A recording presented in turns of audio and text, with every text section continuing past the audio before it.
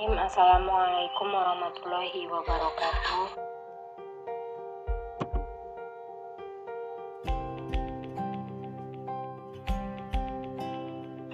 Perkenalkan, nama saya Sanifas Hanun, kelas status IPSA, mata kuliah landasan pendidikan IPS, dosen pengampu Bapak Nurdiansyah MPD, Universitas Islam Negeri Sultan Syarif Qasim Riau.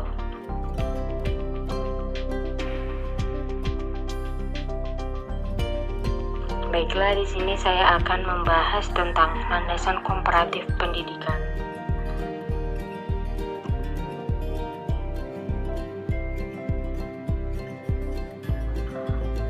A. Pengertian pendidikan komparatif. Menurut I.L. Kandel, pendidikan komparatif studi tentang teori dan praktek pendidikan pada waktu sekarang yang dipengaruhi oleh bermacam-macam latar belakang yang merupakan kelanjutan dari sejarah pendidikan. Kemudian yang kedua, menurut Jeffrey Good, pendidikan komparatif adalah lapangan studi yang mempunyai tugas untuk mengadakan perbandingan teori dan praktek pendidikan sebagaimana terdapat pada beberapa negeri dengan maksud untuk mengadakan perluasan pandangan dan pengetahuan tentang pendidikan di luar batas negara sendiri.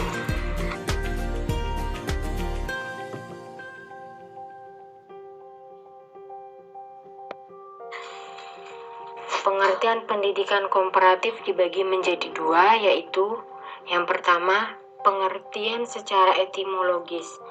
Pendidikan komparatif secara etimologis dimaksudkan dengan sebagai ilmu yang mengajarkan dan melatihkan tentang tata cara atau prosedur membandingkan dua atau lebih sistem yang berbeda, baik antar daerah maupun antar negara. Kemudian yang kedua, pengertian secara terminologis atau secara utuh.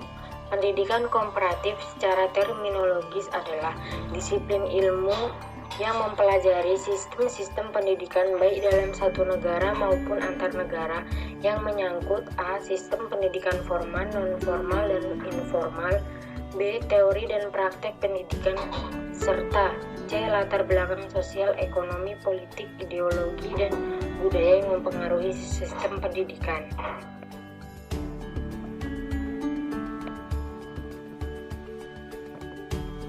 B. Masalah-masalah pendidikan komparatif. 1. Persoalan humanisasi akibat pembangunan dan proses industrialisasi, misal kemiskinan, gelandangan, dan kriminalitas. Yang kedua, kesenjangan ekonomi, sosial, maupun geografis antar kelompok masyarakat. Yang ketiga, kendala sosiokultural pada masing-masing bangsa. Yang keempat, dinamika sosial politik dunia yang masih menunjukkan adanya ketimpangan struktur tata dunia baru. C. Tujuan pendidikan komparatif. Menurut Harold J. Noah tahun 1985 dan Dr. Farouk Jobis tahun 2009, pendidikan komparatif memiliki 4 tujuan. Yang pertama, untuk menjelaskan sistem pendidikan, proses atau hasil. Yang kedua, untuk membantu dalam pengembangan lembaga pendidikan dan praktik. Yang ketiga, untuk menyorot hubungan antara pendidikan dan masyarakat. Yang keempat, untuk menetapkan pernyataan umum tentang pendidikan yang berlaku di lebih dari satu negara.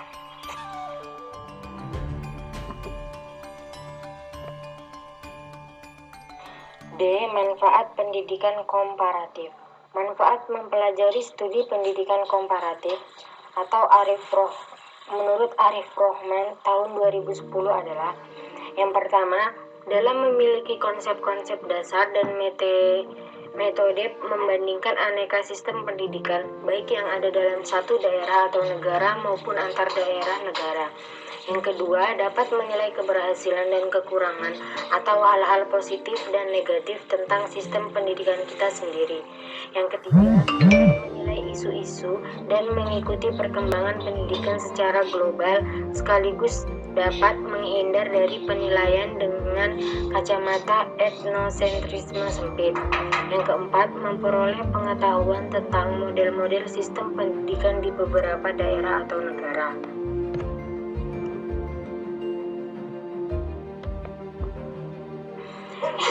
Asas-asas komparabilitas. Asas komparabilitas adalah metode penelitian atau penulisan dengan membandingkan berbagai aspek dalam pendidikan.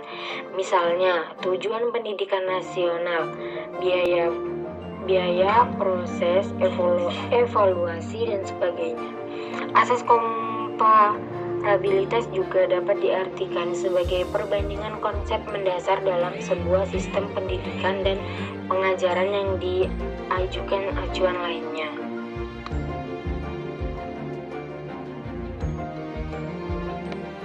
F. Syarat komparabilitas. Secara umum di dalam ilmu pendidikan komparatif dikenal adanya syarat kesebandingan atau comparability di dalam upaya membandingkan dua atau lebih sistem pendidikan.